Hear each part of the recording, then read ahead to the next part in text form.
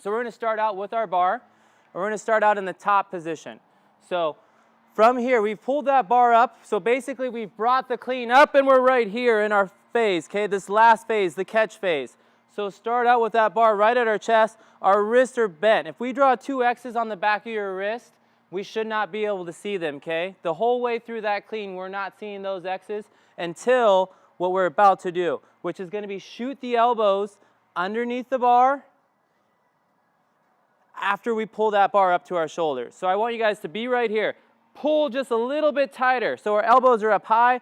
We've pulled our elbows back, and that starts that rotation. We want that to be as fast as possible.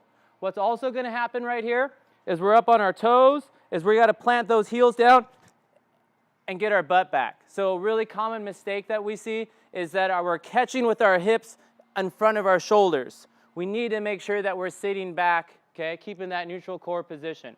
So from here on our toes, shoot those elbows around as high as we can, plant your heels down, get aggressive with your feet. We just practiced that drop squat.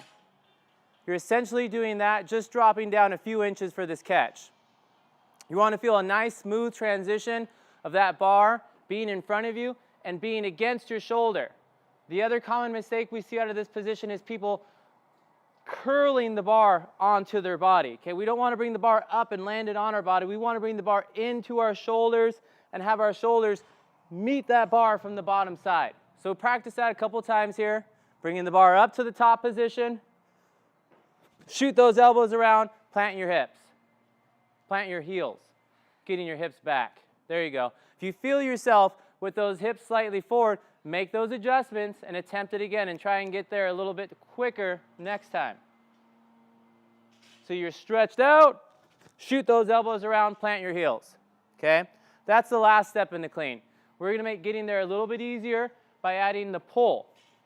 So from here, we've extended our hips all the way through. We've started to extend our ankles. Now we need to focus on shaving the belly button. To avoid the curl, we need to keep the bar really tight to our body. So 2 things I like to think of. 1, you're hiking your pants up to your chest. Or 2, like I said, you're going to shave your belly button on the way up and then pull the bar in towards the shoulders. Continue what we just practiced, bringing those elbows around the bar in one fluid, fast motion. So from here, we're starting to get ready to shrug, bring that bar up, and the elbows as high as we can. Basically, it's what we call a muscle clean. You're going to muscle the bar up and shoot those elbows around the bottom because we're taking the hips out of the equation. Our hips are already extended at this point in the clean, so we're not going to have our hips back yet. Start in a tall position. You're going to muscle like an upright row and sit. Practice that at least 5 times.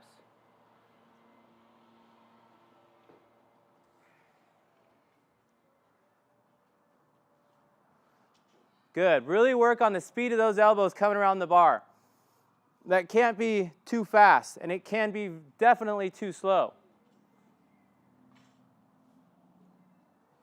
We're going to take that one step further back now, one step further to the beginning. Basically, we're starting at the point we've brought the bar up to our hips, to our pockets. Okay, this is where we're always talking about connecting to your thighs. We want that bar to be as high up on our hips as possible here. So with our arms straight, we're going to just bend at the knees slightly. Our weight's about the middle of our foot right here. And now we're going to extend through the hips. We're going to leave our arms as straight as possible because our common mistake here is that early elbow bend. So generally, we're starting to pull too soon before our hips have even extended. So the first movement has got to be our hips shooting forward, and we're going to try and hold off as long as we can for this drill. And then we'll bring the elbows up and do everything we just practiced. Shave the belly button, leave the wrist bent, shoot the elbows around, sit back down. So hips back, bars on our pockets, extend up, and catch. Okay, so now you're going to use your hips to help get that bar gaining its momentum as it shoots up to shave our belly button, and we send those elbows to the ceiling. So that bar is starting off with our arms straight, bend slightly. It's still touching our pockets, okay? This is basically where we're taking the bar off of our body. It could even scrape up a little bit higher to our hip bones as we start to extend upwards. And you're going to feel that where you just have to start bending your elbows, or that bar is going to shoot out in front of you. And we definitely don't want that to happen, right? We want that bar to stay close to our body because we've got to shave our belly button as we bring it up.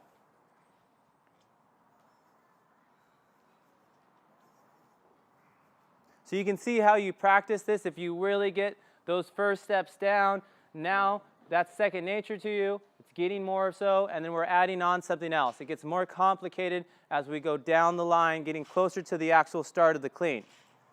The next phase, we're going to start with what we always deem as position 2 here, right above the kneecaps. So essentially, I've started from the floor, I've cleared my knees, and now what we usually see here happening when we're doing it incorrectly is the bar continues straight upwards and it never touches our thighs. So this is the point of the lift where we're going to focus on right here.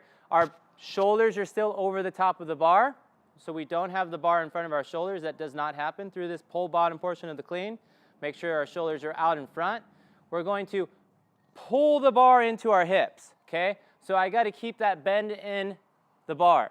As I'm bending the bar, keeping those shoulders tight, keeping my scapula activated, I'm going to pull even tighter, pulling the bar up to my pockets to where we were just starting from. I want you to find that position right here from starting from here. Pull it to the pockets. You're going to feel that bar scrape across maybe the middle of your thigh, and then get up to your pockets. Extend upwards, shave the belly button, wrists are bent, elbows are high. Pull the bar in and shoot the elbows around. Go ahead. From above the kneecaps. Pull the bar to your pockets. Think about shooting your knees under the bar, or again, just pulling that bar to your thighs, to your pockets, upper thigh, upper hips. And shave the belly button. Keep the bar tight to your body. That bar pulls in close to our shoulders.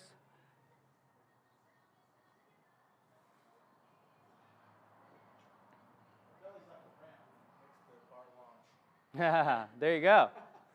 Gaining momentum. When you guys do these correct, especially when we have more weight on the bar, you really notice when the timing is right, the levers are right, all the mechanics are in place, because that bar goes very fast off your hips up to your shoulders. All of a sudden, the 100 pounds that you're pulling up or 200 pounds that you're pulling up or whatever it is feels 50 pounds lighter. That's when you've done it right. Okay, we're going to add that first initial step. So assuming we have our bumper plates on the bar is starting about mid-shin. At this point, our knees are over the bar, and we have to clear our knees, okay? So this becomes this whole first step. If you don't have this first step right, step 2 and step 3 are definitely going to be wrong. Very common mistake. 1, we go around our knees, okay? Or 2, we straighten our knees out and pull the bar upwards, okay? We want to maintain our back angle throughout that clean. So again, I'm going to gain elevation the whole time I'm bringing the bar up. I'm not going to shoot my butt up and go flat with my back, right? So I need to pull my knees back slightly so my shins get to perpendicular with the floor. Now I'm going to rebend the knee, which is where I'm shoving my knees under the bar, or thinking about it as pulling the hips to the bar or the bar to my hips, okay? And then we're completing what we just did. We just covered that from step 2. Now we got to get from step 1 to 2. So just pull those knees back slightly as we bring our shoulders up or our head up closer to the ceiling. So as the bar moves up, so does our head. Make sure your head doesn't go anywhere or doesn't stay put. It gains elevation, okay? Keep that back angle. Don't go flat back. Bend that bar in the beginning. And a reminder, if you're not using your hook grip, thumbs wrapped around the bar, your fingers are wrapped around your thumb. If your hands are getting tired right now holding on to the bar, if you had that hook grip, they probably wouldn't be.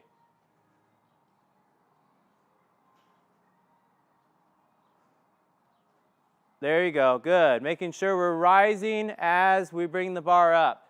That back angle is staying the same. Get an outer body experience. Be out here in the corner, seeing yourself move that bar, seeing your whole body move as you're doing the clean. Initially, as you're going through it, it's very step-by-step basis. Step 1, I move my knees back. Step 2, I'm pulling my hips to the bar, and so on.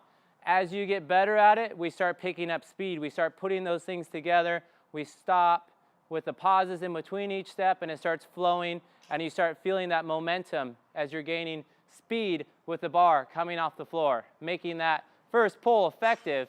So when you get to the second pull off our hips, we're doing more weight than we could otherwise. All right, guys. Something to practice. Let's go to 50% on our clean weights. I'll explain the workout we'll do with cleans and